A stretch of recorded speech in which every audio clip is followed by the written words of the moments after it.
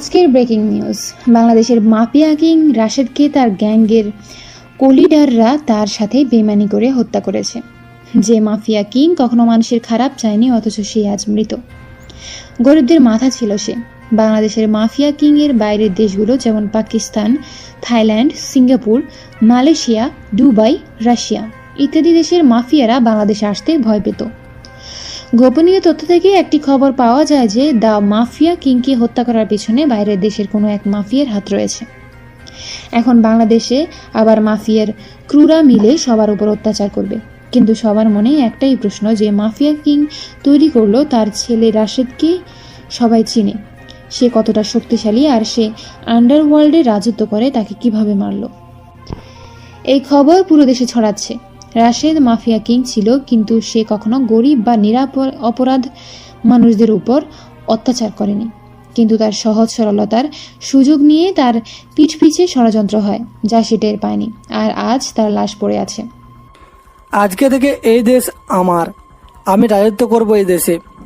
কিন্তু রুদ্র যে আমাদের সাহায্য করেছে, তার কি হবে? আরও তার সাথে আরও বাইরের দেশের মাফিয়ারা তো আছেই। চিন্তা নেই, আমি সবার সাথে ডিল করে নিব। রুদ্রকে ঢাকা শহর দিয়ে দেব। সবাই আজ থেকে আমার আন্ডারে কাজ করবে। এমন সময় নিশি দৌড়ে আসলো। বস বস, মহা বিপদ হয়ে গেছে, আমরা তো এবার শেষ। কি হয়েছে? এভাবে হাঁপাচ্ছিস কেন? বস, আমাদের অনেক বড় ভুল হয়ে গেছে। দ্য মাফিয়া কিং রাশেদ নয়, বাদশাহ, সেলিম খানের ছোট ছেলে, আর সেই আসল মাফিয়া কিং। নিশির কথা শুনে সবাই অবাক হয়েছে, সাথে সবাই ভয় পেতেও শুরু করেছে। আসলে সবাই এখন একটা মিটিং করছে। সেখানে সব শহরের বড় বড় ডন, মাফিয়া, গ্যাংস্টাররা রয়েছে। তুই কি বলতাছোস? তোর ধারণা আছে? আমি ঠিক বলছি ম্যাম। এই নিন সেলিম খানের বানানো উইল, যেটা কেউ চেঞ্জ করতে পারবে না। রোকেয়া উইল হাতে নিয়ে পড়া শুরু করলো। আমি সেলিম খান, আমি বাংলাদেশের মাফিয়া লর্ড। আমি এখন আর এই দায়িত্ব নিতে পারছি না। আমার 2 সন্তান আছে, বড় হলো রাশেদ আর ছোট হলো বাদশাহ। আমি বাদশাহকে পরবর্তী মাফিয়া কিং বানাতে চাই। রাশেদ বড় হলেও তেমন পারদর্শী নয়, আর বাদশাহ যেমন তার শক্তি তেমন তার চিন্তা ভাবনা।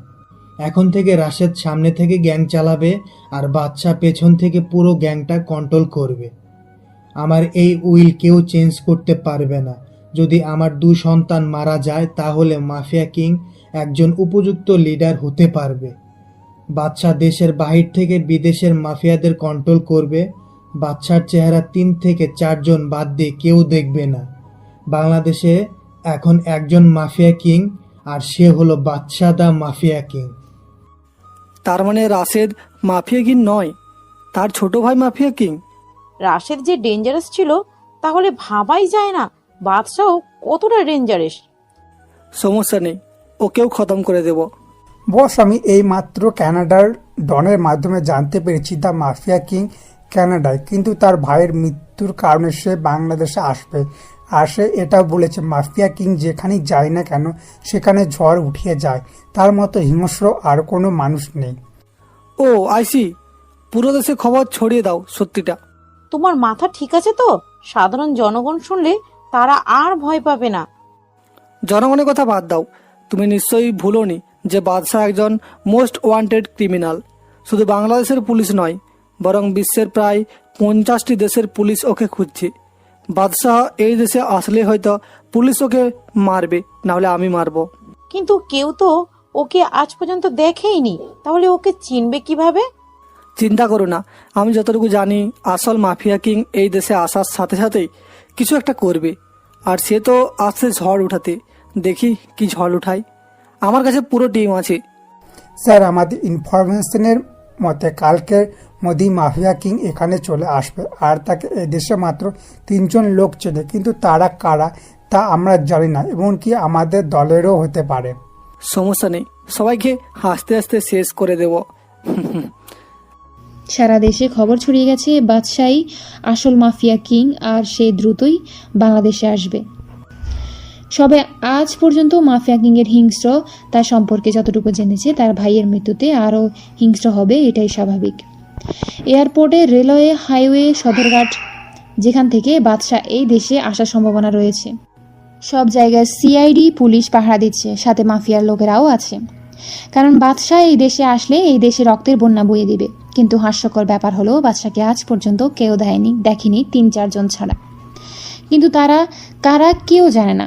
অন্যদিকে কানাডায় জিশান, আমার নকল পাসপোর্ট কি রেডি হয়েছে? জি বস। আমি তোকে কতবার বলেছি তুই আমাকে নাম ধরে ডাকবি, আমি তোকে নিজের বন্ধু ভাবি। ওকে বাদশা, কিন্তু তুই যে দেশে যাচ্ছিস তোর জন্য তো বিপদ রাস্তার মোড়ে মোড়ে দাঁড়িয়ে আছে। বাদশা কোনো বিপদকে ভয় পায় না, বাদশা নিজেই বিপদের জন্য বিপদ। আমি একা যাব না, তুইও যাবি আমার সাথে। মনে নেই আব্বু মারা যাওয়ার আগে বলে গিয়েছিল তোকে আমার সাথে সবসময় থাকতে? তার কথা কি আমি অমান্য করতে পারি? তুই রাশেদ ভাইয়ের আর আঙ্কেলই তো আমার পরিবারকে বাঁচিয়েছে। তোরা না থাকলে আজ আমি বেঁচে থাকতাম না। তোরা সবার জন্য কত কিছু করেছিলি, আর পরিমাণে কি পেলি? ধোকা। আমি বুঝলাম না মানুষ এত নিচে কিভাবে নামতে পারে। তুই চিন্তা করিস না, একবার দেশে যাই সবাইকে দেখে নিব। দেশবাসী এতদিন শুধু বাদশাদা মাফিয়া কিং এর আসল হিংস্রতা সম্পর্কে শুনেছে, কিন্তু এখন সবাই এবার হিংস্রতাও দেখবে। আমি আসছি, তোরা তৈরি থাক মাফিয়ার ক্রুরা। তোদের আজরাইল আসছি। যে ভাইকে আমি প্রাণের চেয়েও বেশি ভালোবাসতাম তার লাশ পর্যন্ত দেখতে পাইনি। আমি আসছি তোদের মৃত্যুর পরোয়ানা নিয়ে। এদিকে তো দেশের অবস্থা খারাপ। যখন থেকে শুনেছে রাশেদ মাফিয়া কিং না বরং বাদশাহ দা মাফিয়া কিং, তখন থেকেই দেশের সবাই আতঙ্কে আছে। কারণ বাদশাহ যে দেশে যায় সেই দেশে কমপক্ষে হলেও 500 এর মতো লাশ পড়বে। সেরা মিনিস্টার থেকে সাধারণ মানুষ যে কেউ হতে পারে। এদিকে দেশের সব এন্ট্রি পয়েন্টে পুলিশ থেকে সেনাবাহিনী পাঠা দিচ্ছে। সবাই জানে বাদশাহ যদি একবার সিদ্ধান্ত নেয় যে দেশে আসবে তাহলে তাকে কেউ আটকাতে পারবে না। Bangladesh Shahjalal international airport Canada থেকে ফ্লাইট ল্যান্ড হয়েছে। সিকিউরিটি অনেক কড়া। সবার ব্যাকগ্রাউন্ড চেক করে তারপর ছাড়া হচ্ছে সবাইকে। বাদশাহ আর জিসান ছদ্মবেশে দেশে আসলো। জিসানের একটি ভালো ব্যাকগ্রাউন্ড আছে কানাডায়। বাদশাহ ফ্যাক আইডেন্টিটি নিয়ে দেশে আসলো। সবার চেকিংয়ের পরে যখন বাদশাহের ব্যাকগ্রাউন্ড চেক করা হচ্ছে। আপনার নাম? বা জি, ভালো নাম রাকিব। আপনি এই দেশে কেন এসেছেন? আমার বড় ভাইয়ের কবর জিয়ারত করতে এসেছি। ঠিক আছে, যান এখন। বাদশাহ আর জিসান এয়ারপোর্ট থেকে বের হলো। বাদ রাকিব, এটা তো তোর মায়ের দেওয়া নাম ছিল। আম্মুকে অনেক মিস করি। এখন খেলা শুরু হবে। বাদশাহ তার ফোন নিয়ে একটা মেসেজ করলো, আর সাথে সাথে এয়ারপোর্টে 10টি পুলিশের গাড়ি ব্লাস্ট হলো। সবাই এদিক ওদিক দৌড়াচ্ছে। সবাই বুঝে গেছে বাদশাহ এদেশে এসে গেছে। সবাই এত চেষ্টার পরেও বাদশাকে এই দেশে আসার থেকে আটকাতে পারল না। বাদশাহের মুখে আবার পৈশাচিক হাসি ফুটে উঠল। বাদশার সামনে 2টি গাড়ি থামলো। গাড়ি থেকে 2 জন লোক নামলো, যাদের দেখে বাদশার মুখে হাসি ফুটে উঠল। লোক দুটি বাদশাহ আর জিসানকে জড়িয়ে ধরলো। তারপর বাদশাহ আর জিসান 2টি গাড়িতে উঠল। গাড়ি নিয়ে জোরে ছুটছে। হঠাৎ গাড়ি দুটি থেমে গেল ঢাকার বাইরে জঙ্গলের মাঝখানে একটি সেফ হাউসের সামনে। গাড়ি থেকে বাদশাহ আর জিসানের সাথে সেই 2 জন লোকও নামলো। 4 জন সেফ হাউসের ভেতরে চলে গেল। সেফ হাউসটা জঙ্গলের ভিতরে, তাই মাফিয়ার স্ক্রুরা এই সেফ হাউসের ব্যাপারে জানে না। কি খবর তোদের? ভাই আপনি তো জানেন এই জায়গার কি অবস্থা, আমরা ভালো থাকি কিভাবে? রাশেদ ভাই মারা যাওয়ার পর আমাদের অবস্থা আরও খারাপ হয়ে যায়। মাফিয়ারা নিজেদের ইচ্ছে মতো কাজ করা শুরু করেছে। দেশের সাধারণ মানুষের জীবন অনেক খারাপ হয়ে গেছে। দীপ কোথায়, সে আসে নাই? না রে, দীপ আসে নাই। তুই তো জানিস তার আমাদের সাথে দেখা করা কতটা রিস্কের কাজ। দীপ আমাদের সাথে ঠিক সময়ই দেখা করে নিবি। তোরা চিন্তা করিস না, আমি যখন এসে গেছি তখন আর কোনো চিন্তা করার প্রয়োজন নেই। এখন বল আমার ভাইকে কারা মারছে? প্রত্যেককে এমনভাবে মারবো যে সাধারণ মানুষের আত্মা পর্যন্ত কেঁপে উঠবে। ভাই এই দেখেন। বলেই ল্যাপটপে একটা পেন ড্রাইভ কানেক্ট করলো। তারপর একের পর এক ছবি দেখাতে শুরু করলো। ভাই এ হলো ডেভিড, রাশেদ ভাইকে মারার ষড়যন্ত্রকারীদের লিডার, আর বর্তমান মাফিয়া কিং সেই হতে চায়। আর এ হলো কোরিয়া, ডেভিডের গার্লফ্রেন্ড। এ হলো নিশি, ডেভিডের পিএ। তাছাড়া রুদ্র আছে, যে ডেভিডকে অনেক সাহায্য করছে। ডেভিড রুদ্রকে পুরো ঢাকা শহরের কন্ট্রোল ওকে দিয়ে দিচ্ছে। আর তাছাড়া লিটনও আছে ওদের বিশেষ খবরই হিসেবে। আর ভাই, বাইরের দেশের দুবাই ল্যান্ড লর্ড আসলাম খান, চায়নার ডন কিং এর চোং, রাশিয়ার মাফিয়া কিং ডেভিল আর পাকিস্তানের ডন ফিরোজ খান রয়েছে, যারা ডেভিডকে সাহায্য করছে। নো প্রবলেম, একে একে সবাইকে মারবো। এখন একটা ধামাকা করতে হবে, ওদের বুঝিয়ে দিতে হবে যে Badshah the mafia king is not a easy person. তাদের এমন অবস্থা করব যে তারা তোকে আমার কেমন কেমন যেন লাগছে। রাশেদ ভাইয়ের মৃত্যুতে তোর চোখ থেকে পানি পড়েনি, আর এখন তোর মুখে হাসি লেগে আছে। রাশেদ ভাই আমাদের কত উপকার করেছে যে তার মৃত্যুর খবর এখন আমাদের চোখের সামনে ভাসছে। তাহলে ভেবে দেখ, ভাইয়া আমার আপন ছিল, তার মৃত্যুতে আমি কতটা কষ্ট পেয়েছি। আমার চোখের পানি এখন শুকিয়ে গেছে রে। এখন সেই পানি শুকিয়ে আগুনে পরিবর্তন হয়ে গেছে। আমার বুকের ভিতরে প্রতিশোধের আগুন ধাউ ধাউ করে জ্বলছে। বাদ দে, এখন বল তোর নেক্সট প্ল্যান কি? আমার এখন রুদ্রর কাছে যাওয়া প্রয়োজন। তুই পাগল হলি নাকি? রুদ্র এখন ঢাকা শহরের কিং। রুদ্র কোথায় থাকে তার ছেলাপুলেরা ছাড়া কেউ জানে না। আর তুই যদি বাদশাদা মাফিয়া কিং এর পরিচয় নিয়ে যাস তাহলে কি হবে ভেবে দেখেছিস? রাহুল আর সাব্বির, রুদ্রের চেলাপেলাদের কোথায় পাবো? ভাই, ওর চেলাপোলারা বেশিরভাগই কলেজ বা ভার্সিটির ছাত্রছাত্রী। আপনি ঢাকা ভার্সিটিতে গেলে ওদের দেখা পাবেন। সেখানেই রুদ্রের চেলাপোলারা বেশি আছে, আর সেখানে কোনো ঝামেলা হলে রুদ্রই আগে গিয়ে পৌঁছায়। ও তাই নাকি? তাহলে তো খেলা এবার জমে উঠবে। বলেই নিজের রুমে চলে গেল। রাহুল, সাব্বির আর জিসান বাদশাহের কথা কিছুই বুঝতে পারল না। বাদশা কখন কি করে সেটা আজ পর্যন্ত কেউ ভাবতে পারেনি। পরের দিন সকালবেলা, আমি ঢাকা যাব, তোরা ব্যবস্থা কর। কিন্তু ভাই, ঢাকায় গিয়ে আপনি কি করবেন? সেটা তোদের না ভাবলেও চলবে। আমরা কেন ভাববো না? তুই আমাদের একমাত্র আপনজন। তোর কিছু হয়ে গেলে আমরা কি নিয়ে বাঁচব রে? তুই যা প্ল্যান করবি তাতে আমরা তোর সাথেই থাকবো, ব্যাস। বাচ্চার কথা শুনে সবাই বাচ্চার দিকে তাকিয়ে আছে। বাচ্চা বুঝে গেল যে জিসান রেগে গেছে, তাই আর কথা বাড়ালো না। আপনারা নিশ্চয়ই ভাবছেন যে বাদশাকে জিসান কিভাবে অর্ডার করতে পারলো। আসলে বাদশা আর জিসান বন্ধুত্বের মতো সম্পর্ক। আর রাহুল ও সাব্বির হলো বাদশার কাছের লোক, যারা কখনো বাদশার জন্য নিজেদের জীবন দিতেও পিছু হবে না। চারজন মিলে ঢাকা শহরে গেল। সেখানে দ্বীপের একটা ফ্ল্যাট গেল। দ্বীপ হলো সাব্বির আর রাহুলের মতো বাদশার কাছের লোক। দ্বীপ বাংলাদেশের একজন মন্ত্রী প্লাস মাফিয়ার কোলিডার। কিন্তু ডেভিড জানে না যে দ্বীপ বাদশার হয়ে কাজ করে। দ্বীপ এখনো বাদশার সাথে দেখা করে নাই। ঢাকা শহরে রুদ্রের চেলাপালাদের আড্ডাখানা, অর্থাৎ ঢাকা ভার্সিটি, সেখানে গিয়ে বাদশা ওনার স্টাডি ইয়ারে ভর্তি হলো।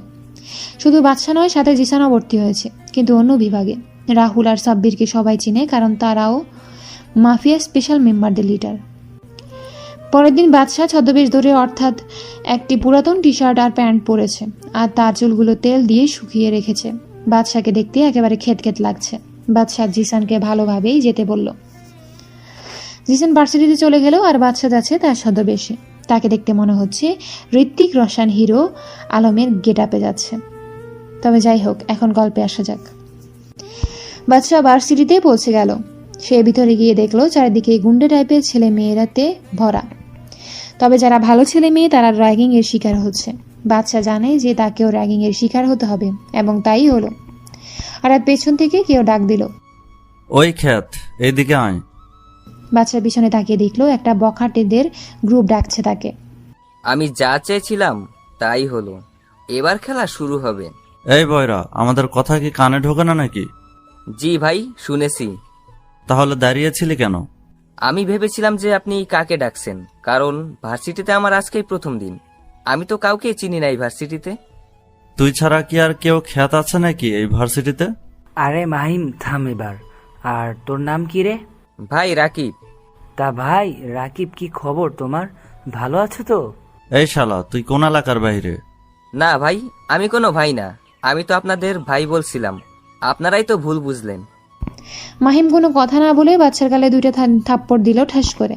বাচ্চার রাগে পুরো শরীর ফেটে যাচ্ছে। সে তার হাত মুঠো করে রেখেছে। বকাটেরা তো জানে না বাদশা চাইলে ওদের মারতে 2 মিনিটেরও কম সময় লাগবে। তোর কত বড় সাহস, তুই আমাদের মুখের উপর কথা বলিস? তোকে তো আমি আজকেই মেরে ফেলবো। আরে দোস্ত থাম এবার। আর তুই শোন, ওই যে একটা মেয়ে দেখছিস, সেই মেয়েটাকে গিয়ে এই চিঠিটা দিয়ে আসবি। একটা মেয়েকে আঙ্গুল দিয়ে দেখিয়ে দিল। ভাই, এই চিঠিতে কি আছে? শোন, বেশি কথা বলবি না। একবার মাহিমের রাগ উঠে গেলে আমিও ওকে থামাতে পারবো না। বাচ্চার কোনো কথা না বলে চিঠিটা হাতে নিয়ে মেয়েটার কাছে গেল। মেয়েটা দেখতে সুন্দরীদের কাতারেই পড়ে, কিন্তু বাচ্চার এসব বিষয়ে কোনো ফিলিংস নেই। আপু, এই কাগজটা নেন। কে তুমি? আর এই কাগজে কি আছে? আপনিই দেখে নেন। মেয়েটি কাগজটি নিয়ে পুরোটা পড়ে রাগে ফুসফুস করছে, আর সাথে সাথে বাচ্চাকে ঠাস ঠাস করে গালে থাপ্পড় বসিয়ে দিল। বাচ্চা এটা আশা করেনি যে এবার তাকেও থাপ্পড় খেতে হবে। বাচ্চা বুঝে গেল যে ওই চিঠিতে এমন কিছু আছে যার কারণে মেয়েটা রেগে গেছে। সালা ফকিন্নির বাচ্চা, তোর সাহস কিভাবে হয় রে আমার সাথে রুম ডেট করার প্রস্তাব নিয়ে আসতে? বাচ্চা পিছনে তাকিয়ে দেখলো বাকাটারা কেউ নেই, সবাই যেন মিস্টার ইন্ডিয়া হয়ে গেছে। আপু, আসলে আমি কিছুই করিনি। আমি র্যাগিং এর শিকার হয়েছি। আর এই কাগজে কি লেখা আছে আমি কিছুই জানতাম না।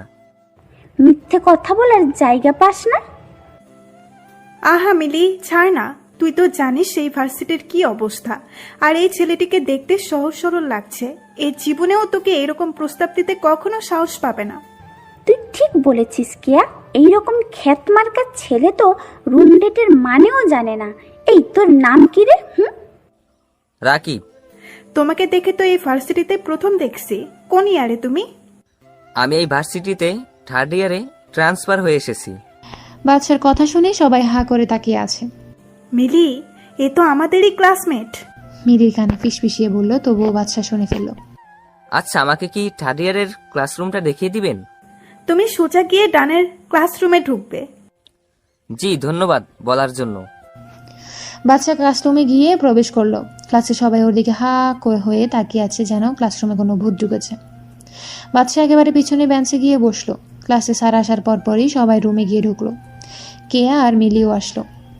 বাচ্চা অবাক হলো যখন সেই বখাটেদের গ্রুপও ক্লাসে গেল, আর বখাটেরা বাচ্চাকে দেখেও অবাকের শীর্ষে গিয়ে পড়ল। ক্লাসে স্যার আসলো, এসে বাচ্চাকে দেখেই প্রশ্ন করলো, এই ছেলে, তুমি কে? এই ক্লাসরুমে কি করো? আমাকে কিছু না বলতে দিয়েই মাহিম বলল, স্যার, আমার মনে হয় এই ক্লাসে ভুল করে ঢুকে পড়েছে। না স্যার, আমি এই ক্লাসেরই স্টুডেন্ট। আমার নাম রাকিব হাসান রাজ। আমি অন্য ভার্সিটি থেকে ট্রান্সফার হয়ে এসেছি। তাই এইভাবে খ্যাত হয়ে সেজে এসেছো কেন? স্যার, আসলে সবার মতো স্টাইলিশ জামা কাপড় পরে ফ্যাশন করার সময় আমার নেই। আমি এখানে পড়ালেখা করার জন্য এসেছি। তোমার কথা আমার ভালো লেগেছে, কিন্তু হয়তো ক্লাসের অনেকেই তোমার কথা ভালো লাগেনি, তাই সাবধানে থেকো। স্যারের কথা বাচ্চা খুব ভালো করেই বুঝতে পারলো, কারণ মাহিমের টিম আর অনেক মেয়েরাই তার কথা শুনে রাগে ফুসফুস করছে। ক্লাস শেষে বাচ্চা ক্লাসরুম থেকে বের হলো। ক্যাম্পাসের গেটের সামনে জিসানকেও দেখা যাচ্ছে। বাচ্চা যখন জিসানের কাছে যাবে তখন মাহিম অ্যান্ড গ্যাং বাচ্চার কাছে আসলো। কিরে, তোর দেখি জবাব বেশি চলে। তুই একাই ভার্সিটিতে পড়তে আসিস, আর আমরা কি ঘাস কাটতে আসি নাকি? সেটা তোমরাই জানো। কিরে, তুই আমাদের তুমি করে কেন বললি? আমরা একই ক্লাসে, তাহলে তো তুমি করেই বলবো। তোর দেখি মুখ বেশি চলতাছে। এখন আমাকে যেতে দাও। বলেই বাচ্চা হাঁটা শুরু করলো। মায়াং একটা হকি স্টিক দিয়ে বাচ্চার পিঠে একটা বাড়ি মারলো। হকি স্টিকটা ভেঙে গেল আর বাচ্চা কিছুটা সামনের দিকে ঝুঁকে পড়ল। এই ঘটনা দেখে সবাই বাচ্চার দিকে তাকিয়ে আছে। হকি স্টিক ভেঙে গেল, অথচ বাচ্চা সোজা হয়ে দাঁড়িয়ে আছে। তারা তো আর জানে না বাচ্চার কাছে এসব অ্যাটাক কিছু না। বাচ্চা মুচকি এসে চলে গেল। ক্যাম্পাসের গেট থেকে দূরে গিয়ে একটা গাড়িতে উঠে পড়লো, যে গাড়িতে জিসান আগে থেকেই ছিল। কিরে, তুই ওদের কিছু বললি না কেন? এখন তো খেলা শুরু হলো, তুই শুধু দেখ, আগে আগে হোতা হে কেয়া। শোন, আজকে একটা খবর পেলাম যে ওই মাহিম হলো রুদ্রের রাইট হ্যান্ড। তুই তো কাজের কথা বললি, এবার খেলা জমে যাবে। গাড়ি গিয়ে তাদের ফ্ল্যাটের সামনে গিয়ে থামলো। ভাই, এমন একটা খবর পেয়েছি যেটা আমাদের জন্য অনেক লাভজনক। কি সেই খবর?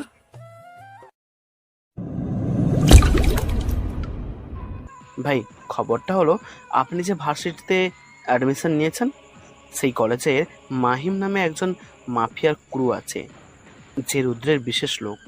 আর তাকে কোনো মতে রাগিয়ে তুলতে পারলে রুদ্র তার গর্ত থেকে বের হবেই। তার মানে বল মাছ ধরতে হলে আগে তার জন্য টোপ বানাতে হবে। রুদ্র নামের বল মাছকে ধরতে পারলেই ডেভিড নামের হাঙরকে ধরতে পারবো। ভাই শুধু ডেভিডকে ধরলেই হবে না, দেশের বাইরের থেকে যারা ডেভিডকে সাহায্য করছে তাদেরকেও ধরতে হবে। সাব্বির একেবারে ঠিক কথা বলছে। ওদেরকে এমনভাবে মারবো যে আর কোনো মাফিয়া বা ডন এই বাদশাদা মাফিয়া কিং এর সাথে পাঙ্গা নিতে আসবে না। তাহলে এখন কি প্ল্যান আছে? সাব্বির আর রাহুল, ভালো করে শুন। দীপ এখনো জানে না আমরা কোন ভার্সিটিতে অ্যাডমিশন নিয়েছি। আর ভার্সিটিতে পরশুদিন একটা বড় অনুষ্ঠান হবে, সেই দিনই রুদ্রকে ধরতে হবে। দীপ অনুষ্ঠানের স্পেশাল গেস্ট হিসেবে আসবে। কিন্তু রুদ্র কেন ভার্সিটিতে আসবে? কেন আসবে? বাচ্চা একটা বসেচিক হাসি দিয়ে ফ্ল্যাট থেকে বেরিয়ে গেল। সাব্বির, রাহুল আর জিসান একই অবস্থায় বসে আছে। তারা জানে বাচ্চার এই হাসির কারণ অবশ্য কোনো ভয়ঙ্কর কিছুর লক্ষণ। কারো তো কপালে আজকে মৃত্যু লেখা আছে, কিন্তু সেটা কি? রাত 8টার দিকে বাচ্চা আবার ফ্ল্যাটে আসলো। বাচ্চা ভিতরে ঢুকে দেখে তার জন্য সবাই বসে আছে। কিরে, তোরা এখানে বসে আছিস? তুই জানোস আমরা কেন এখানে বসে আছি? তুই যে হুট করে বেরিয়ে গেলি কাউকে কিছু না বলে, আমাদের কি টেনশন হয় না? কুল ডাউন গাইস, কালকে সকালেই বুঝতে পারবি আমার মাস্টার প্ল্যান। বাদশাদা মাফিয়া কিং এর মাস্টার প্ল্যান বোঝার মতো ক্ষমতা তোদের এখনো হয়নি। কেউ আর কোনো কথা বলল না। সবাই জানে বাচ্চা এখন কিছুই বলবে না। সকালবেলা জিসান, সাব্বির কোথায়? তোরা তাড়াতাড়ি এসে দেখ কি হয়েছে। কি রে, সকালবেলা গরুর মতো চিল্লাচিল্লি করস কেন? রাহুল, কি হয়েছে? টিভিতে দেখ কি হয়েছে। আজকের ব্রেকিং নিউজ, ঢাকা আন্ডারওয়ার্ল্ডের কিংকুদের ডান হাত মাহিম খুন হয়েছে। তার ডান হাত কেটে বাম হাতে রাখা হয়েছে, চোখ দুটো উপড়ে ফেলা হয়েছে। তার এমন নির্মম হত্যা কে করতে পারে? এখন সেটাই হয়তো আপনাদের প্রশ্ন। আপনাদের প্রশ্ন মাহিমের খুনি দিয়ে দিয়েছে। মাহিমের গায়ে চাকু দিয়ে লেখা হয়েছে যে nobody can find me. Rudra, I challenge your if you have guys then come in the varsity and find me. I am always ready. কে এভাবে লিখতে পারে? এখন সেটাই হলো প্রশ্ন। সবাই এই নিউজ দেখে বাচ্চার দিকে তাকালো। জিসানরা নিউজ দেখতে দেখতে বাচ্চাও ঘুম থেকে উঠে গেছে। বাচ্চা, তুই খুন করেছিস? ভাই ছাড়া এইরকম হিংস্রভাবে কে খুন করবি? ভাই, আমাদের একবার বলতে পারতেন, আমরা ওর খেল খতম করে দিতাম। আপনি এত কষ্ট কেন করলেন? তোদের এতজনের প্রশ্নের উত্তর দিতে পারবো না, কিন্তু একটাই কথা বলবো যে বাদশাস ডেড গেম ইজ অন। অন্যদিকে আমার মনে হয় মাহিমের খুন বাদশাই করেছে। ভাই, আমি পুরোপুরি শিওর যে খুনটা বাদশাই করেছে, আর এবার আমাকেও করবে। আহা রুদ্র, এত ভয় পাচ্ছ কেন? আমরা তো আছি নাকি? আর আমার মনে হয় না বাদশাহ এই ভুল করবে, কারণ যে মাহিমকে মেরেছে সে রুদ্রকে ওপেন চ্যালেঞ্জ করেছে যে ভার্সিটিতেই রুদ্র ওই খুনিকেই খুঁজে পাবে। আর রুদ্রের হাতে যদি ওই খুনি পড়ে তাহলে কি আর সে বেঁচে ফিরতে পারবে? ম্যাম, আপনি মনে হয় ভুলে যাচ্ছেন যে বাদশাকে আজ পর্যন্ত কেউ দেখেনি। তাহলে কিভাবে বুঝবেন যে বাদশাহ মাহিমের খুনি নাকি? কেউ দেখেনি বললে ভুল হবে। আমাদের সবারই জানা মতে মাত্র 3জন বাংলাদেশি মাফিয়া কলিডারাই ওকে দেখেছে। আর কানাডা ডনের কথা মতে বাদশার সাথে আরও একজন সঙ্গী আছে যে বাদশার ছায়ার সাথে মিশে যায়, তার নাম জিসান। আগামীকাল তো ভার্সিটিতে একটা অনুষ্ঠান হবে, সেখানে দীপ বিশেষ অতিথি হিসাবে থাকবে। দীপের যদি কোনো ক্ষতি করে দেয় সে, ওকেও তো আমাদের বাঁচাতে হবে। যতক্ষণ পর্যন্ত না জানতে পারছি যে কারা বাদশাকে সাহায্য করেছে, আমরা কারো উপর বিশ্বাস করতে পারছি না। তাহলে কি আমি কালকে যাব? তুই যাবি, আমার প্ল্যান মতো চললে তোর কোনো ক্ষতি হবে না। ওকে বস। এইদিকে জিসান, চল ভার্সিটিতে যাই। আজকে যাবি নাকি? কেন, না যাওয়ার কি আছে? না, এমনি চল। জিসান ভার্সিটিতে চলে গেল আর বাদশা আবার গেল ঋত্বিক স্টাইলের হিরো আলম ভার্সনে। আজকে ভার্সিটিতে সবাই অনেক আনন্দ, কারণ আজকে তাদের র্যাগিং করার মানুষ নেই। আবার যারা র্যাগিং এর সাথে যুক্ত ছিল তারা আজকে ভয়ের মধ্যে রয়েছে। বাদশা গিয়ে ক্যাম্পাসের ক্যান্টিনে গেল, কারণ ক্লাস শুরু হতে এখনো অনেক দেরি। আর আজকে ক্লাস শুরু হবে নাকি তারও শিওর নেই। এমন সময় ভার্সিটির ক্যান্টিনের ওয়েটার সজীব আসলো। কিছু লাগবে নাকি মামা? বাদশা সজীবকে মাথা থেকে পা পর্যন্ত চেক করলো। বয়স বেশি না, 15 থেকে 17 হবে। না, কিছু লাগবে না, কিন্তু তোমার বয়স তো বেশি না, তাহলে এখানে কেন? কি বলবো মামা, পরিবারের অনেক চাপ। আমাকে রাকিব ভাই বলতে পারো। আমি সজীব। এখন আপনাকে এত কিছু বলতে গেলে যে অনেক সময় লাগবে, আর আমার ডিউটির সময় কথা বলা বারণ। এখন তো ক্যান্টিনে তেমন লোক নেই, আর আরো তো সিনিয়র ওয়েটাররা আছে। তোমার এই ক্যান্টিনের যত ক্ষতি হবে তা আমি দেব। এখন বসো এখানে। না ভাই, টাকা লাগবে না। এই পর্যন্ত আমাকে কেউ এইভাবে বলেনি, সবাই আমাকে ছোট লোক বলেছে, কিন্তু আপনি প্রথম যে আমার সাথে ভালো ব্যবহার করলো। গতকাল যে মরল না মাহিম, একেবারে খারাপ লোক। তার মৃত্যুতে কে কি করবে আমি জানি না, কিন্তু আমি মসজিদে 10 টাকা দিব। আচ্ছা দিও। এখন বলো তো, তোমার পরিবারে কে কে আছে? অসুস্থ মা, এক বেকার বড় ভাই, আর আমি। তোমার বাবা কোথায়? আমার আব্বু অনেক বছর আগেই মারা গেছে। তোমার বড় ভাইয়ের বয়স কতটুকু, আর সে কোনো কাজ করে না কেন? আমার বড় ভাইয়ের বয়স 23 বছর, আর সে পড়ালেখা অনেকটুকুই করেছে, কিন্তু কোনো চাকরি পায়নি তেমন। আমার মতো চাকরি করতে বললেই বলে সে এত পড়ালেখা করেও এত ছোট চাকরি করবে না। ও ঠিক আছে, তাহলে তোমার বড় ভাইকে এই অ্যাড্রেসে পাঠিয়ে দিবে, আর তার সকল সার্টিফিকেট নিয়ে যেতে বলবে। সেখানে গেলেই তার চাকরি হয়ে যাবে। এই অ্যাড্রেসে পাঠাবে। আপনাকে কি বলে ধন্যবাদ দিব ভাইয়া, আপনি এত বড় উপকার করলেন আমাদের। আরে বাদ দাও এইসব বিষয়, আমরা কথা বলছি। এমন সময় মিলি আর কে আসলো আমাদের কাছে। কি রে সজীব, এই খ্যাতের সাথে কি কথা বলিস? না আপু, এমনি কথা বলছিলাম। তা কি কথা বলেছিলে? রাকিব ভাইয়া আমার পরিবারের কথা জিজ্ঞেস করছিল। ও জানো মিলি আপু আর কি আপু, রাকিব ভাই আমার বড় ভাইয়ের চাকরির ব্যবস্থা করে দিয়েছে। বাচ্চা সজীবকে চোখের ইশারায় চলে যেতে বলল। কি রে খ্যাত, তোর তো নিজেরই ঠিক নেই, তুই আবার সজীবের চাকরির ব্যবস্থা কিভাবে করলি রে? তা আপনার না জানলেও হবে। তোর মুখ বেশি চলতেছে কিন্তু। আরে ছাড় না দোস্ত। তা রাকিব, তুমি কিভাবে সজীবের চাকরির ব্যবস্থা করলে? না মানে, আমার এক আত্মীয় আছে যার একটা ছোট দোকানে লোক লাগবে, তাই সজীবের ভাইকে সেই ব্যাপারেই বলা হয়েছে। আর তেমন কিছু না, আমি এখন গেলাম। এই বলে যখন উঠতে যাব, কে আমার হাত ধরে আবারও চেয়ারে বসিয়ে দিল। আরে কোথায় যাও আমাদের কথা না শুনে? আপনাদের মতো বড় লোকের সাথে আমার মতো গরিবের কি কথা? তুই কি জানিস যে মাহিম খুন হয়েছে? গতকাল যার সাথে তোর মারামারি হলো, আর যাকে গতকাল তুই হিংস্রভাবে খুন করেছিস। বাদশাহ এই কথা শুনে চেয়ার থেকে দাঁড়িয়ে গেল, কারণ গতকালকে বাদশাহ যে মাহিমকে মেরেছে তা তো এদের জানার কথা না। কি আবল তাবল বলছেন? আমি আবার খুন? হাসালেন। মিলি গতকাল তোমাকে দেখেছে যে তুমি মাহিনকে যখন খুন করে রাস্তায় ফেলে এসেছিলে। অসম্ভব, গতকাল তো আমি হুডি পরেছিলাম। তাহলে এই মেয়ে আমার চেহারা কিভাবে দেখলো? আপনি কি সত্যি আমার চেহারা দেখেছেন? ভালো করে ভেবে দেখেন। আসলে গতকাল সেই খুনি হুডি পরা ছিল, তাই চেহারা দেখতে পারিনি, কিন্তু তার চোখ, বডি ল্যাঙ্গুয়েজ একেবারে তোর মতোই দেখতে। তাহলে থাকেন, আমি গেলাম। আরে এত তাড়াতাড়ির কি আছে? আজকে তো ক্লাস হবে না, তাই বসো। আচ্ছা, তোমার কোনো ফ্রেন্ড নেই ভার্সিটিতে? আমার মতো খ্যাতের আবার ফ্রেন্ডস? কেন, উই বি ফ্রেন্ড? মানে আমার মতো খ্যাতের সাথে হুট করে বন্ধুত্ব কেন করবেন? দেখো, সেই দিনের ব্যাপারের জন্য সরি। আমি জানি সব করেছে মাহিমি। আজকে তোমার সাথে বন্ধুত্ব করতে এসেছি। হুট করে তুই থেকে তুমি, এখানে নিশ্চয়ই কোনো গন্ডগোল রয়েছে। আরে কোনো গন্ডগোল নেই, তোমাকে ভালো মনে হলো তাই ফ্রেন্ডশিপ করতে এসেছি। কেন, আমরা মেয়ে বলে ফ্রেন্ড হবে না? না তেমন না। তাহলে আর কোনো কথা না, আজকে থেকে আমরা ফ্রেন্ড। বাদশার দিকে হাত বাড়ালো। বাদশাহ কিছু একটা ভেবে হাত মিলিয়ে নিল। সেই সময় জিসান আসলো। রাকিব, কি করস এই জায়গায়? বাদশাহ জিসানকে চোখের ইশারায় বলে দিল চুপ করে থাকতে, কারণ জিসান আর বাদশাহ যে একে অপরকে চিনে এটা কেউ না জানতে পারে। জিসান, তুমি কি রাকিবকে চিনো নাকি? না, আসলে কালকের জামালার পর রাকিবের সাথে রাস্তা দেখা হয়, সেখানে পরিচয়। ও তাই বলো? তা তোমরা এখানে কি করছো?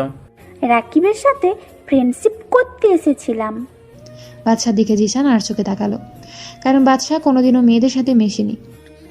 তাহলে তোমরা থাকো, আজকে আমি আসি, কালকে অনুষ্ঠানে আবার দেখা হবে। এই বলেই বাদশাহ চলে গেল। পরের দিন সকালে আজকে যে করেই হোক না কেন রুদ্রকে মারতেই হবে। কিন্তু এত মানুষের সামনে কিভাবে মারবি? আবার ওর সাথে বডিগার্ডও থাকবেই। আমি খবর নিয়েছি, আজকের অনুষ্ঠানে ডেভিডের পুরো নজর থাকবে। তোর কাছে কি কোনো প্ল্যান আছে বাদশা? বাদশা কোনোদিন প্ল্যান ছাড়া যুদ্ধে নামে না। ভার্সিটিতে আজকে অনুষ্ঠান হবে, সবাই কাজে লেগে পড়েছে। বাদশা জিসানের সাথে আজকে রাহুল আর সাব্বিরও এসেছে। একটু পর অনুষ্ঠান আস্তে আস্তে শুরু হতে লাগলো। চিফ গেস্ট হিসেবে দীপ এসে গেছে। বাদশা আর জিসানকে এখনো দেখতে পারেনি। আস্তে আস্তে অনুষ্ঠান প্রায় শেষের দিকে এসে গেল। এমন সময় ভার্সিটিতে প্রায় 30টার মতো বাইক আর একটা বড় গাড়ি আসলো। সবাই বুঝে গেল যে রুদ্র এসে গেছে। রুদ্রকে সবাই ভয় পায়। রুদ্র গাড়ি থেকে নামলো। কিরে বাচ্চা, তুই কোথায়? তুই না বলছিলি যে ভার্সিটিতে আসলে আমার সামনে আসবি? আমি তোর চ্যালেঞ্জ অ্যাকসেপ্ট করছি, সাহস থাকলে সামনে আয়। রুদ্র, কি হচ্ছে এইসব? বাদশা এখানে কিভাবে আসবি? তুই জানিস না বলে কথাটা বললি। বাচ্চা আমাকে চ্যালেঞ্জ করছিল যে এই ভার্সিটিতে ওকে পাবো। দীপ পুরো ভার্সিটিটা একবার পুরো দেখে নিল। দীপ দেখলো দূরে সাব্বির আর রাহুল দাঁড়িয়ে আছে। দীপ বুঝে গেল রুদ্রের আজকে শেষ দিন। রুদ্রের মোবাইলে একটা মেসেজ এলো যে সাহস থাকলে ভার্সিটির শেষের দিকে ঘরে যেতে, তাও আবার একা একা। রুদ্রের এগোতে লাগলো কথাটা।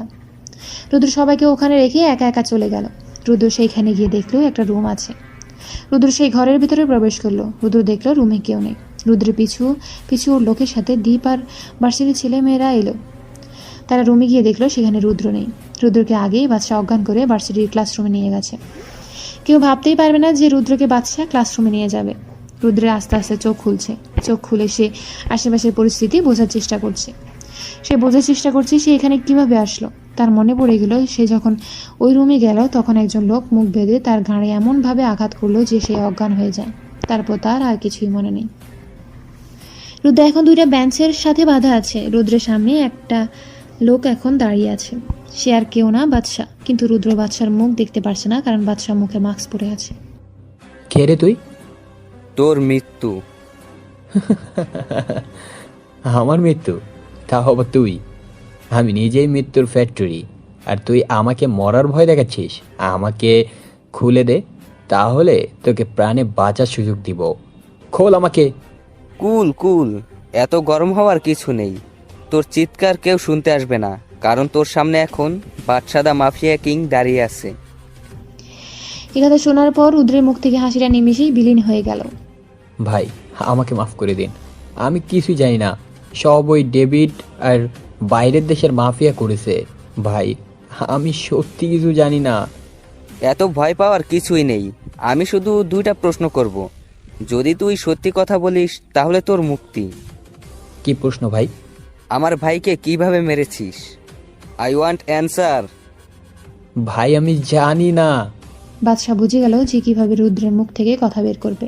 কিন্তু একটা শয়তানি বুদ্ধি তার মাথায় আসলো, আর তার মুখে একটা হাসি ফুটে উঠল। বাদশা বুঝে গেল যে কিভাবে রুদ্রের মুখ থেকে কথা বের করবে। কিছু একটা শয়তানি বুদ্ধি তার মাথায় আসলো, আর তার মুখে একটা হাসি ফুটে উঠল। বাদশা একটা পকেট নাইফ বের করে রুদ্রের হাত বরাবর গেঁথে দিল। রুদ্র অসম্ভব ব্যথায় চিৎকার করতে লাগলো, কিন্তু কোনো লাভ নেই, কারণ এই ভার্সিটির পাশে আরও কয়েকটা ভার্সিটি আছে যারা আজকে জমিয়ে মজা করতেছে আর সাউন্ড স্পিকারে গান বাজাচ্ছে, যার আওয়াজ আমাদের ভার্সিটিতেও শোনা যাচ্ছে, এবং এই শব্দই যথেষ্ট বাদশার জন্য। আসলে এই ভার্সিটিতে অনুষ্ঠান হচ্ছিল, কিন্তু রুদ্র আসার পর সব বন্ধ হয়ে গেল। এখনো সময় আছে, বলে দে, না হলে তুই বাদশার হিংস্রতা এখনো দেখোস নাই। ভাই, আমি সত্যি জানি না। বাদশা এবার রুদ্রের মুখে লাল মরিচের গুঁড়া ঢুকিয়ে দিল, পুরো 1 প্যাকেট। তারপর রুদ্রের চোখের সামনে একটা পিন নিয়ে আসলো। ধারালো পিন, আর রুদ্রের চোখের মাঝখানে 1 মিলিমিটারের ব্যবধান আছে শুধু। এখনো কি বলবি, নাকি সারা জীবনের জন্য অন্ধ করে দিব? না ভাই, আমি সব বলবো। আমাকে ক্ষমা করে দিন। ঠিক আছে, বল। ভাই, সেদিন রাশেদ ভাইয়ের কাছে খবর এসেছিল যে দুবাই ল্যান্ডলর্ড আসলাম খান বাংলাদেশে লুকিয়ে লুকিয়ে এসেছে আর রাশেদ ভাইয়ের উপর অ্যাটাক করবে। তখন রাশেদ ভাই তার পুরো গ্যাং নিয়ে আসলেন, খানের উপর হামলা করে। আসলাম খান হেরেই যাচ্ছিল। ঠিক সেই সময় ডেভিড রাশেদ ভাইয়ের পিছন দিয়ে চাকু মারে। রাশেদ ভাই বিশ্বাস করতে পারছিল না যে ডেভিড রাশেদ ভাইয়ের সাথে ধোঁকা করবে। রাশেদ ভাই আমাকে চোখের ইশারায় ডেভিডকে মারতে বলে, কিন্তু ডেভিড আমাকে ঢাকা শহর দেওয়ার লোভ দেখিয়েছিল, তাই আমি রাশেদ ভাইকে সাহায্য করিনি। সেই সময় চীনের ডন কিং চং আসলো, সাথে রাশিয়ার মাফিয়া কিং ডেভিল আর পাকিস্তানের ডন ফিরোজ খান আসলো। ডেভিড তাদেরকে লুকিয়ে বাংলাদেশে আসতে সাহায্য করে। আমার সামনে সবাই রাশেদ ভাইকে খুব হিংস্রভাবে হত্যা করে ভাই। তারপর ডেভিড বাকি ডনদের সাহায্য এই দেশে জাহান নামে পরিণত করে তোলে। ভাই আমি আর কিছুই জানি না, আমাকে মাফ করে দিন। ফরেন মাফিয়ারা কি এখনো দেশে আছে? না ভাই, তারা নিজ নিজ দেশ থেকেই ডেভিডকে পাওয়ার দিচ্ছে। তাহলে তাদের এই দেশে কিভাবে আনবো? ভাই সেটা ডেভিড জানে। তাহলে আমাকে ডেভিডের ঠিকানা দে। ভাই সে তো আন্ডারগ্রাউন্ড। ঠিকানা দিবি নাকি এখানেই তোকে মেরে ফেলবো? বলছি ভাই, ডেভিড এখন এই গেস্ট হাউসে রয়েছে। ভাই এখন আমাকে ছেড়ে দিন, আমি এখন থেকে আপনার দলে। আচ্ছা তুই আমাকে বল তো, সেই দিন তুই ইচ্ছে করলে কি ভাইয়াকে বাঁচাতে পারতি? হয়তো ভাই পারতাম। তাহলে তুই ভাবলি কিভাবে যে আমি তোকে বাঁচতে দিব? বলেই বাচ্চা রুদ্রের গলার ব্লেড দিয়ে একটা কাট দিল। রুদ্রের গলা থেকে গড়গড় করে রক্ত বের হওয়া শুরু করলো। তখনই বাচ্চা একটা চিৎকার শব্দ পেল। বাচ্চা পিছনে তাকিয়ে দেখলো কেয়া চিৎকার দিয়েছে। বাচ্চাকে এভাবে দেখলে যে কেউ ভয় পেয়ে যাবে। কেয়া রুম থেকে দৌড় দিল, বাচ্চা তার পিছনে দৌড়াতে লাগলো। কেয়া আমার কথা শোনো। না, তুমি একটা খুনি। কেয়া দৌড়াতে দৌড়াতে একজনের সাথে ধাক্কা খেলো। আর একটা কথা, বাচ্চা আর কেয়া ছিল বিল্ডিং এর টপ ফ্লোরে। কেয়া দেখলো তার সামনেই তার বড় ভাই দাঁড়িয়ে আছে। ভাই আমাকে বাঁচাও, আমার পেছনে একটা খুনি আসতেছে। কোথায় সে? তুই আমার সাথে আই। বলেই কেয়ার ভাই তার পকেট থেকে একটা রিভলভার বের করে সামনে হাঁটতে লাগলো। আর সেই সময় বাচ্চার সামনে আসলো কেয়া আর কেয়ার ভাই। ভাইয়া এটাই সেই খুনি, আমাদের ক্লাসরুমে একজনকে খুন করে এসেছে, এখন আমাকেও মেরে ফেলবে।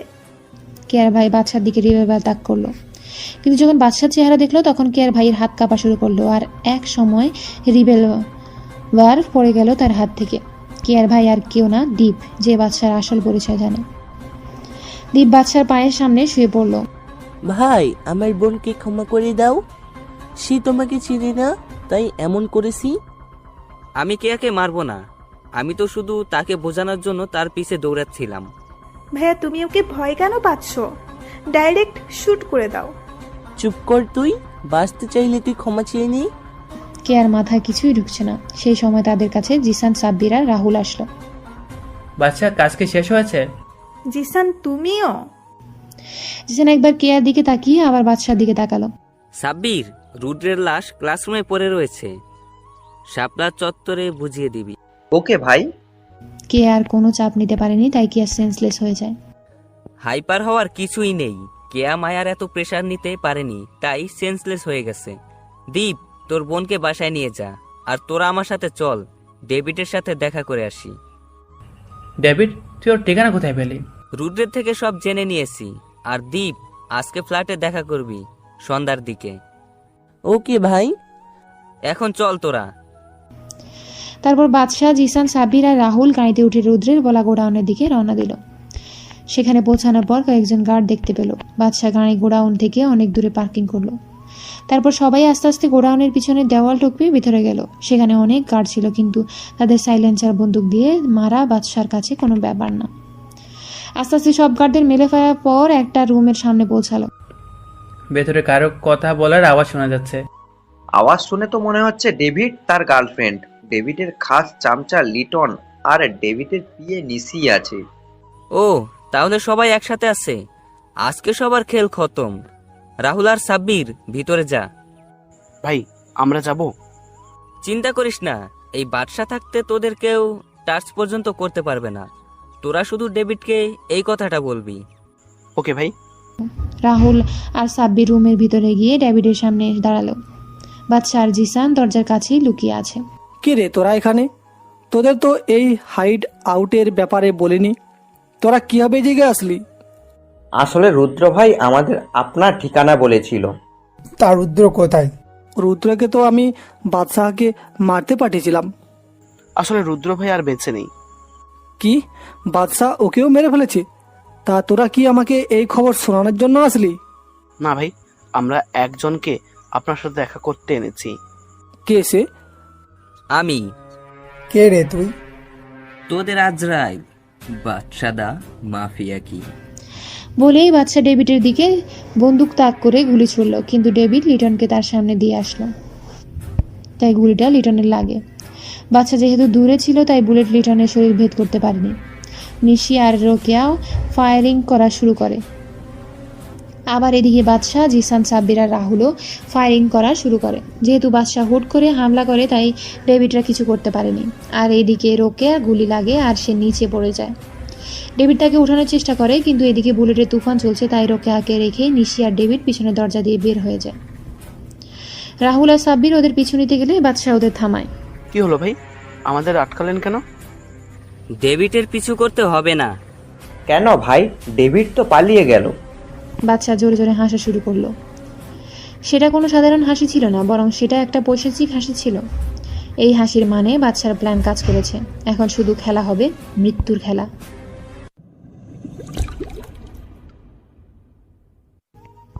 বাচ্চা জোরে জোরে হাসা শুরু করলো। সেটা কোনো সাধারণ হাসি ছিল না, বরং সেটা একটা পৈশাচিক হাসি ছিল। সেই হাসির মানে বাচ্চার প্ল্যান কাজ করেছে। এখন শুধু খেলা হবে মৃত্যুর খেলা। তোর কথা তো আমি কিছুই বুঝতে পারছি না। ডেভিড তো বেরিয়ে গেল। আমি চেয়েছি বলেই যেতে পেরেছে। মানেটা কি? তোর মাথায় কি চলছে আমি কিছুই বুঝতে পারছি না। বাদশার খেলা বাদশার আল্লাহ তাআলা বাদে কেউ বুঝতে পারে না। ভাই তুই আমাদের বুঝিয়ে একটু বল। পরে বলবো, এখন রোকেয়াকে আমাদের সাথে নিয়ে আয়। সন্ধ্যায় দ্বীপের সাথে অনেক কথা আছে। আজকেই সব প্ল্যান তোদের সাথে শেয়ার করব। সবই তো বুঝলাম, কিন্তু এই ডাইনিকে আমাদের সাথে নিয়ে যাব কেন? মাঝে মাঝে ডাইনিরাও অনেক কাজের। মানে? এখনই সব মানে বুঝলে কি হবে? সন্ধ্যায় সব খুলে বলবো। আর এই রোকেয়াকে আমাদের সাথে নিয়ে আয়, এর চিকিৎসা করতে হবে। রোকেয়া গুলি খেয়ে সেন্সলেস হয়ে গেছে। তারপর সবাই তাদের ফ্ল্যাটে পৌঁছে গেল। সন্ধ্যার দিকে দ্বীপ ফ্ল্যাটের কাছে আসলো। আমাকে একবারও বললো না ভাই যে তোমার এই সে ভার্সিটিতে ভর্তি হইছো, তাহলে আমি সাহায্য করতে পারতাম। তোকে বললে তুই ওদের মতো আমাকে আটকাতি, যে এটা করা রিস্ক, ওটা করা রিস্ক। ও তাহলে এই ব্যাপার। তার রোকেয়ার কি অবস্থা করেছো? তাকে ডাক্তার দেখে গিয়েছে, গুলি বের করা হয়েছে, এখন ঘুমের ওষুধ দেওয়া হয়েছে, বিছানার সাথে হাত পা বাঁধা আছে। কিন্তু আমরা কেন ওকে বাঁচিয়ে রেখেছি তাই তো বুঝতে পারছি না। আর কেনই বা ডেভিডকে এভাবে পালিয়ে যেতে দিয়েছি। সব বলবো আজকে। আগে দীপ বল, কেয়া কি এখন ঠিক আছে? এখন ঠিক আছি, আমি ওকে সব বলে দিয়েছি। আপনার ব্যাপারই, আমার ব্যাপারই। Are you out of mind Deep? তুই কি জানোস তুই কি করলি? এর ফলে আমরা কত বড় বিপদে পড়ব তুই ভাবতেও পারবি না। এখন যদি কেয়া কাউকে কিছু বলে দেয়? আমি কাউকে কিছুই বলবো না। তুই এখানে? তোমার পিছু নিয়ে এখানে এসেছি। কিন্তু কেন? তুই জানিস না বাদশা ভাই এসব পছন্দ করে না? এ তোমাদের কাছে বাদশা হতে পারে, কিন্তু আমার কাছে আমার বন্ধু রাকিব। কেয়া, তুমি এখানে কেন এসেছো? চলে যাও এখান থেকে। আমি তো যাওয়ার জন্য এখানে আসিনি, আমি এসেছি তোমাকে সাহায্য করতে। মানেটা কি কেয়া? মানেটা হলো আমি বাদশাকে সাহায্য করতে চাই। তুই কিভাবে সাহায্য করবি? আমি জানি না, কিন্তু আমি সাহায্য করতে চাই। বাচ্চা তুই কি চাস কে এখানে থাকবে কিনা? কে আমাদের সাহায্য করতে পারবে ভাই, কিন্তু কিভাবে সেটা আস্তে আস্তে জানতে পারবি। ঠিক আছে, কিন্তু এখন বল তুই ডেভিডকে কেন যেতে দিলি? এটা তো আগে বল। বাচ্চা আর রুদ্রের মধ্যে যা যা কথা হয়েছিল তা সব খুলে বলল। এসবের সাথে ফরেনিয়ার মাফিয়ারা আছে, এটা তো আমরা অনেক আগে থেকে জানি, কিন্তু এসবের সাথে ডেভিডকে দেখতে যাওয়ার বিষয়টা আমি বুঝতে পারছি না। আমি ইচ্ছে করলে সেখানেই ডেভিডকে মারতে পারতাম, কিন্তু আমি তা করিনি। আমি সবাইকে একসাথে শাস্তি দিব। আমার ভাইয়ের মৃত্যুর প্রতিশোধ একসাথে নিব। আমি যদি ডেভিডকে মেরে ফেলতাম তাহলে ফরেনার ডনদের আমি ধরতে পারতাম না, আর ডেভিডের মৃত্যুর পরে সবাই সতর্ক হয়ে যেত। এখন যেহেতু ডেভিড কোনো মতে বেঁচে গেছে, সে অবশ্যই আমাদের উপর অ্যাটাক করবে, আর তার জন্য ফরেনার ডনদের সাহায্য অবশ্যই লাগবে। এখন শুধু তাদের এই দেশে আসার অপেক্ষা। সবই তো বুঝলাম, কিন্তু রোকেয়ার কি করবি? বাচ্চা কিছু বলবে তার আগে রোকেয়ার আওয়াজ শুনতে পেল সবাই। মনে হয় রোকেয়ার জ্ঞান ফিরেছে। তাহলে এবার কি করব আমরা? এবার রোকেয়ার থেকে ডেভিড আর ফরেনার ডনদের ব্যাপারে জানতে হবে। কিন্তু সে কি বলবে? এমনি বলবে না, তার ডিগ্রি দিতে হবে। না জিশান, আমার একটা নীতি আছে। আমি কোনো মেয়ের উপর হাত তুলি না, মারতে হলে এক গুলিতেই মেরে ফেলি। কেয়া, তুমি যদি আমাকে সাহায্য করতে চাও তাহলে তুমি রোকেয়ার থেকে সব ইনফরমেশন কালেক্ট করবে, আর এর জন্য তোমার যা করা উচিত তাই করবে। ভাই কেয়া কি পারবে? হোয়াই নট ব্রো, আমি অবশ্যই পারবো। এবার শুধু তোমরা দেখো এই কেয়ার খেলা। তারপর কেয়া রোকেয়ার রুমে গেল। বাদশা আর সবাই রুমের বাইরে সবাই বসে আছে। হঠাৎ রোকেয়ার রুম থেকে রোকেয়ার চিৎকার শোনা গেল। কেয়া ওর খেলা শুরু করে দিয়েছে। কিন্তু আমি একটা জিনিস বুঝলাম না, যে কেয়া তোকে খুন করতে দেখে যেভাবে ভয় পেয়েছিল, আর ওর চোখে তোর জন্য ঘৃণা দেখছিলাম, আর সে কেয়া তোকে সাহায্য করেছে। আমারও একই প্রশ্ন। আসলে ভাই কেয়া যদি জানতো যে তুমি বাদশা দা মাফিয়া কিং, তাহলে সে কখনোই তোমাকে দেখে ভয় পেত না। কেন? কেয়া কি আমাকে চিনে নাকি? জি ভাই। মানে? ভাই কেয়া আসলে তোমাকে ভালোবাসি। মানেটা কি? আমি সত্যি বলছি ভাই। কেয়া তো আমার নামও কখনো শুনেনি, তাহলে সে কিভাবে আমাকে ভালোবাসে? ভাই যে আপনার নাম আগে থেকে শুনেছিল। বাচ্চার নাম তো দেশের কেউ জানতো না, তাহলে কেয়া কোথা থেকে শুনবে? দেশের কেউ জানতো না, কিন্তু আমি তো জানতাম বাদশা দা মাফিয়া কিং এদের কথা। আসলে আমি কি কাজ করি কেয়া হঠাৎ জেনে ফেলে, তাই আমি তাকে বলেছিলাম যে এসব মাফিয়াদের খারাপ হয় না।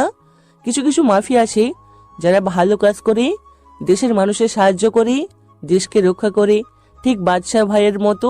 তখন থেকে বাদশাহ ভাই যখনই দেশের জন্য বা সাধারণ মানুষের জন্য কি করতো, তখন আমি কেয়াকে তা বলতাম। তখন থেকে কেয়া বাদশাহ ভাইকে ভালোবাসা শুরু করেছি। কেয়া আমাকে বাদশাহ ভাইয়ের ছবি দেখাতে বলেছিল, কিন্তু আমি তাকে বাদশাহ ভাইয়ের ছবি দেখাই নাই, কারণ বাদশাহ ভাইয়ের হুকুম ছিল। ভাই আমি সত্যি বলছি, কেয়া তোমাকে অনেক ভালোবাসি। তা হয় না দীপ। কেন নয়? বাদশা পেছনে তাকিয়ে দেখি কেয়া বাদশার পেছনে দাঁড়িয়ে আছে। সে বাদশার সামনে এসে আবার একই প্রশ্ন করলো। কারণ আমি চাই না আমার লাইফের সাথে কেউ যুক্ত হোক, আর আমার জীবনের কোনো গ্যারান্টি নেই। আমি আমার বাবা আর বড় ভাইকে হারিয়েছি, আমি আর চাই না কেউ আমাকে ছেড়ে চলে যাক। কিন্তু আমি তোমার জীবনের সাথে জড়াতে চাই। আমি তোমার জীবনের সাথে নিজের জীবন মিশিয়ে এক জীবন করতে চাই। কেয়া এসব কথা পরে হবে, এখন বলো রোকেয়ার থেকে কিছু জানতে পেরেছিস? হ্যাঁ ভাইয়া, আমি জানতে পেরেছি যে ডেভিড এখন তার সুন্দরবনের ফরেস্ট গেস্ট হাউসে লুকিয়েছে। আমি আরও জানতে পেরেছি যে আজকে রাতে ফরেনার ডন আসবে সেই গেস্ট হাউসে। এই কথা শোনার পর বাদশা পৈশাচিকভাবে হাসি শুরু করে। এই হাসির মানে কিছু একটা হতে চলেছে। এখানে সবাই জানে এই হাসির মানে মৃত্যুর খেলা হবে আজকে। রোকেয়াকে শেষ করে দে, আর সবাই রেডি হয়ে নে। আজকে রাতে খেলা হবে, মৃত্যুর খেলা। সবাই সবার রুমে চলে গেল। দীপ জিশানের সাথে গেল কিছু প্ল্যানিং করতে। আমার কথা কি একটু ভাবা যায় না? কেয়া, তুমি কি জানো যখন আমি প্রথম ভার্সিটিতে যাই তখন সবাই আমাকে খ্যাত বলে অত্যাচার শুরু করে, কিন্তু একমাত্র তুমি আমাকে সাহায্য করেছিলে। আমি তোমার ভিতরে একটা পিওর মন দেখেছিলাম। ধীরে ধীরে তোমাকে আমার ভালো লাগা শুরু করে। আমি জানি না সেটা ভালোবাসা কিনা, কিন্তু আজকের পর যদি আমি বেঁচে যাই তাহলে তোমাকে নিয়ে আমি ভাববো। দেখা আমাদের হবে, এটা শিওর। দেখা যাবে। বিকাল 4টার দিকে সবাই রেডি হয়ে গেল ফরেস্ট গেস্ট হাউসে যাওয়ার জন্য। সবাই কি রেডি হয়েছে? আমরা রেডি, প্লাস সব প্ল্যান করা হয়েছে। আমিও রেডি। না, তুই কোথাও যাবি না? কিন্তু কেন? কারণ সেখানে বিপদ আছে। আমি কোনো বিপদকে ভয় পাই না। You should understand that. যেখানে অনেক রিস্ক আছে, আমরা সেখানে গিয়ে জীবিত নাও ফিরে আসতে পারি। I don't care. ওকে, আমার সাথে আসো। তারপর বাদশা কিয়াকে একটা রুমে নিয়ে যায়। তারপর কথা বলার অজুহাতে কিয়াকে রুমের ভিতরে আটকে রাখে। বাদশা, দরজা খোলো। সরি ফর দিস, কিন্তু আমরা যেখানে যাচ্ছি সেখান থেকে ফিরে নাও আসতে পারি। তাহলে আমাকে এখান থেকে বের করবে কে? এটা অটোমেটিক দরজা, 1 ঘন্টা পর ঠিকই দরজা আনলক হয়ে যাবে। তারপর বাদশা কিয়াকে কোনো কথা বলার সুযোগ না দিয়ে সবাইকে নিয়ে ফরেস্ট গেস্ট হাউসের দিকে রওনা দেয়। প্রায় 4 ঘন্টা পরে সবাই সেখানে পৌঁছালো। কেউ লজিক খুঁজবেন না যে ঢাকা থেকে সুন্দরবন 4 ঘন্টায় কিভাবে গেল। বাদশার গাড়ি গেস্ট হাউসের সামনে পৌঁছালো। সাবধানে, এই গেস্ট হাউসের চারিদিকে সিসিটিভি ক্যামেরা আসি। তাহলে আমরা ভিতরে যাব কিভাবে? চিন্তা করিস না, আমি সব ব্যবস্থা করে রেখেছি।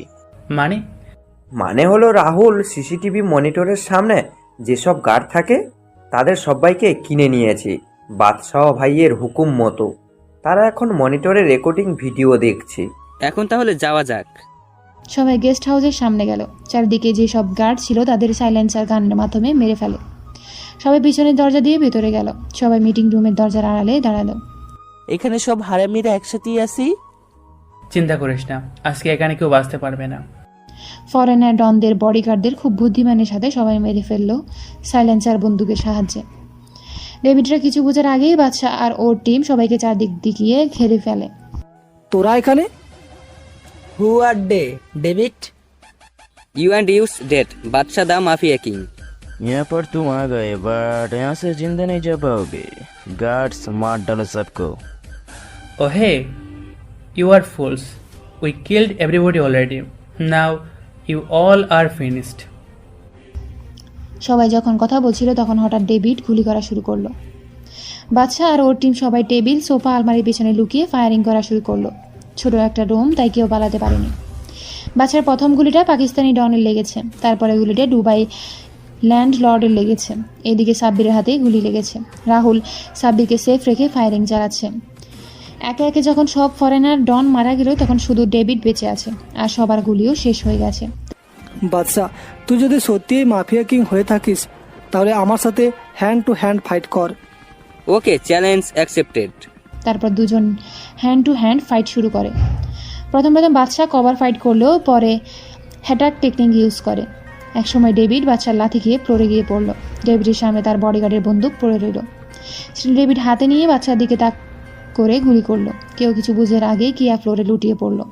হ্যাঁ, সবাই ঠিক বুঝেছেন, কিয়ার বুকে গুলিটা লেগেছে। আসলে কিয়া বাদশার সামনে গিয়ে দাঁড়ায় আর তার গুলিটা লেগে যায়। তোরা কেয়াকে সামলা। কথাটা বলেই বাদশা তার ফ্লাইং কিক দিয়ে ডেভিডের হাত থেকে বন্দুকটা ফেলে দেয়। তারপর বাদশা কুংফু স্টাইলে ডেভিডের গলায় আঘাত করে, ফলে তার গলার হাড় ভেঙে যায় আর অনবরত নাক আর মুখ দিয়ে রক্ত পড়া শুরু করে। ডেভিড ফ্লোরে হাঁটু গেড়ে বসে পড়ল। ভাই, আমাকে মাফ করে দাও, আমি আর খারাপ কাজ করব না। আমার ভাইকে কি তোরা রেহাই দিয়েছিলি? বলেই বাদশা ডেভিডের মাথা বরাবর একটা ঘুষি মারলো আর ডেভিডের মাথা টেবিলের কোণে লেগে ফেটে যায়, আর অতিরিক্ত রক্ত খরানোর জন্য সেখানেই তার মৃত্যু হয়। তারপর সবাই কিয়াকে গাড়ি করে হাসপাতালে নিয়ে যায়। দীপ্ত তার বোনের জন্য কান্না করে শেষ, আর বাদশার ও চোখ থেকে 2 ফোঁটা পানি গড়িয়ে পড়ল। বাদশা তাড়াতাড়ি তার চোখের পানি মুছে ফেলল। হাসপাতালে কেয়া আর সাব্বিরকে ভর্তি করানো হলো। সাব্বিরের হাতে গুলি লেগেছে, তাই চিন্তার কিছু নেই, কিন্তু কেয়ার বুকে গুলিটা লাগার ফলে অনেক সিরিয়াস কিছু হতে পারে, এই কথাটা ডাক্তার তাদের বলল। দীর্ঘ 4 ঘন্টা অপারেশনের পর কেয়ার অপারেশন সাকসেসফুল হয়। কেয়ার জ্ঞান ফেরার পর থেকে সে শুধু বাদশাকে খুঁজে যাচ্ছে, তাই বাদশা কেয়ার কেবিনে গেল আর সবাই কেবিন থেকে বের হয়ে গেল। বাদশা কেয়ার সামনে হাঁটু গেড়ে বসলো। কেন আমার জীবন বাঁচালে? কারণ আমি তোমাকে ভালোবাসি। তুমি রুম থেকে বের হলে কিভাবে? 1 ঘন্টা পর বের হলেও এত তাড়াতাড়ি আমাদের কাছে পৌঁছানো অসম্ভব। তুমি হয়তো ভুলে গেছো যে রুমে একটা জানালাও ছিল, সেই জানালার কাজ পুরোটা ভেঙে তারপর বের হয়েছি। সত্যি বুদ্ধি আছে তোমার। বাদশা দা মাফিয়া কিংকে ভালোবেসেছি, অন্তত এইটুকু বুদ্ধি না থাকলে কি আর হয়? আমি বলেছিলাম যে সেখান থেকে যদি জীবিত ফিরে আসি তাহলে তোমায় নিয়ে ভাববো। তা কি ভেবেছো? Will you marry me? সত্যি? হুম। 1 সপ্তাহ পর বাদশা আর কেয়ার বিয়ে হয়ে গেল। বাদশা এখন বাসর ঘরের সামনে দাঁড়িয়ে আছে। সে রুমের ভিতরে ঢুকে দেখে কেয়া বিছানায় বসে বসে মোবাইল টিপাচ্ছে। বাদশা কত কিছু ভেবেছিল যে কেয়া তাকে দেখে পায়ে সালাম করবে, আর সে এখানে বসে বসে মোবাইল টিপছে। মোবাইলে কি করো? আমি যে রুমে এসেছি তা কি চোখে পড়েছে? কেন চোখে পড়বে না? আসলে আমি ফেসবুকে গল্প পড়ছিলাম আমার প্রিয় লেখক রাকিব হাসান রাজের আইডিতে। ও, ওইসব ফালতু লেখকের গল্প ছাড়ো তো। আর জামাইকে যে সালাম করতে হয় তা কি তুমি জানো না? খবরদার, আমার প্রিয় লেখকের নামে কিছু বললে আজকে বাসরের কথা ভুলে যাও। এই রে, আমার বাবুটা মনে হয় রেগে গেছে। বাদশা গিয়ে তার বাবুর মানে কেয়ার রাগ ভাঙাতে ব্যস্ত, আর এইটুকুতে গল্পটা শেষ করলাম। এই পর্যন্ত আপনাদের অনেক ভালোবাসা পেয়েছি, তার জন্য ধন্যবাদ। আল্লাহ হাফেজ, সবাই সুস্থ থাকুন, এটাই আশা করি।